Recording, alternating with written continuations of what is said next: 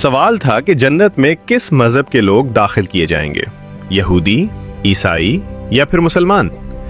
इस सवाल के जवाब के लिए तीनों मज़ाहिब के उलमा को मदऊ किया गया और उनके सामने यही सवाल रखा गया, जन्नत में कौन जाएगा, यहूदी, ईसाई या फिर मुसलमान।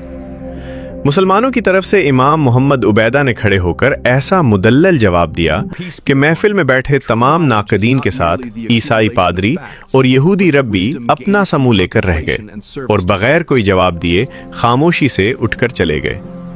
आपका जवाब मुख्तसर, जामे और मकबूलियत से भरपूर था। अदब व एहतराम के साथ रवादारी की उम्दा मिसाल और हिकमत और दानाई का मौका था। आपने फरमाया, अगर यहूदी जन्नत में जाते हैं तो हम भी उनके साथ जन्नत में जाएंगे, क्योंकि हम उनके नबी हज़रत मूसा अलैहिस्सलाम पर ईमान रखते हैं। अगर ईसाई जन्नत में गए तो हम उनके साथ भी जन्नत में जाएंगे, क्योंकि हम हज़रत ईसा अलैहिस्सलाम पर भी ईमान रखते हैं। लेकिन अगर मुसलमान जन्नत में गए तो हम सिर्फ अल्लाह की रहमत के साथ अकेले ही जन्नत में जाएंगे।